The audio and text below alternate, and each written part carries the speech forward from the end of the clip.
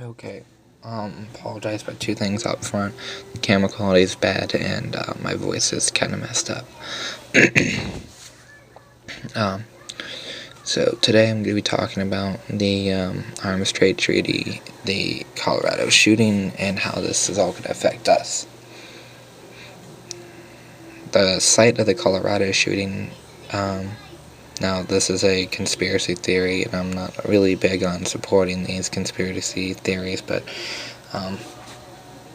others may be. So the Colorado shooting took place that recently happened a few miles away from where the Columbine shooting happened, which happened a few weeks before attempted change of the Second Amendment also.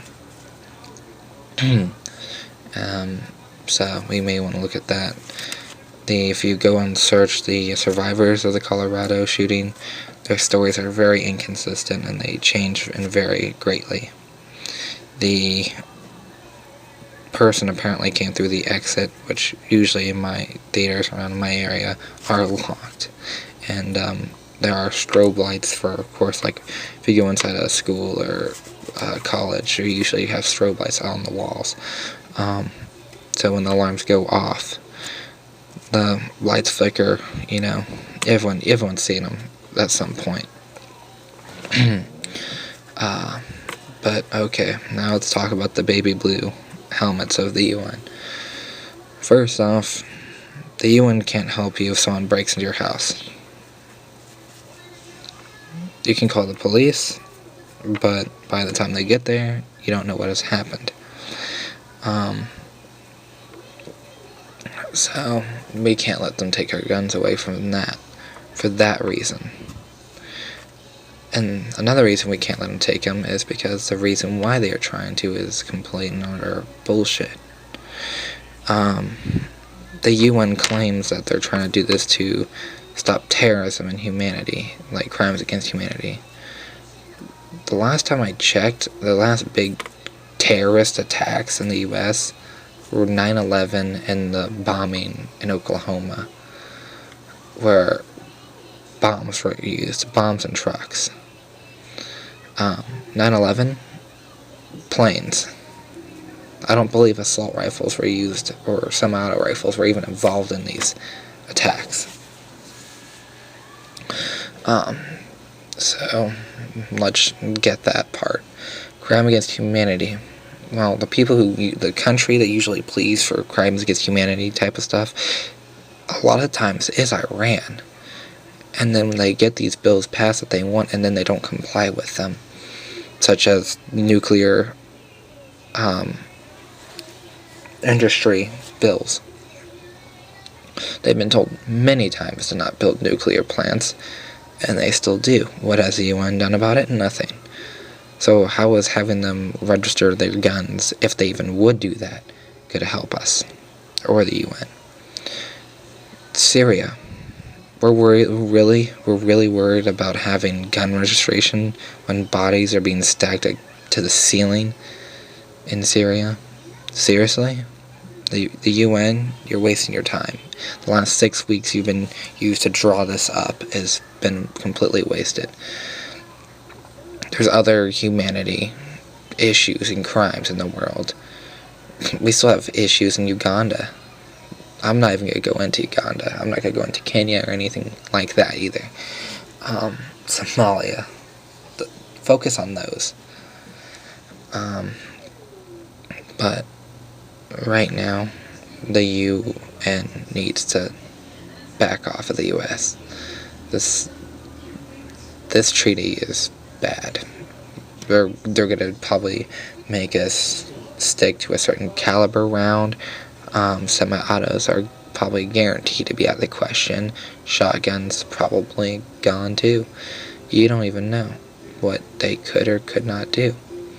And there's, I believe, 80-some million registered gun owners in the United States. Probably a fourth of them probably just won't give up their guns just because the government says so. A fourth of that. Take 80 million, take a fourth of that. Now, when we invaded Iraq, there were supposedly 1.2 million people in their army.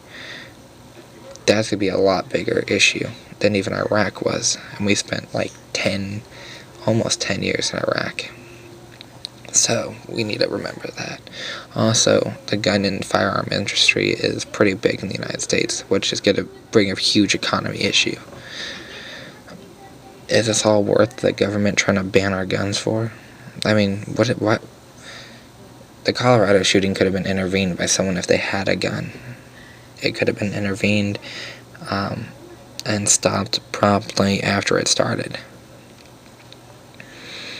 Maybe the government should look into medications, and if you're on a medication, maybe you can't have a gun, but they can't ban guns for everyone. Think of the people in Alaska who actually need their guns to like survive because they hunt, and that's what they do. If you take their guns away, what do they have?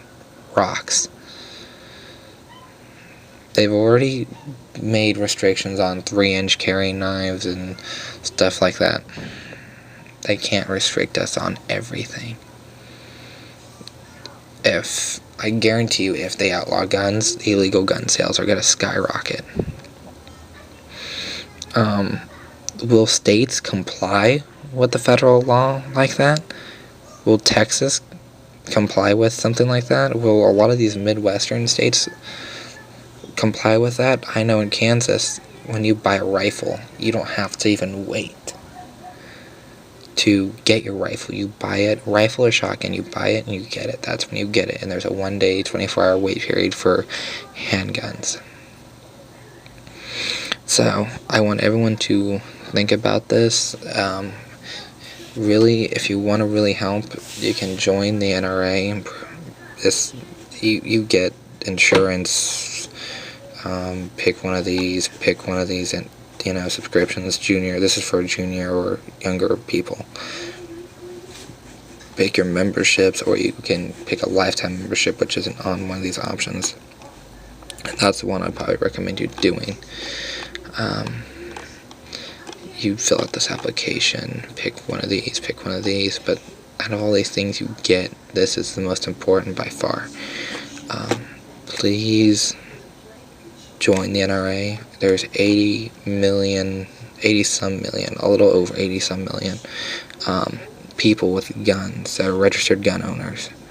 There are only 4-ish million, a little more than 4 million people who are registered NRA members.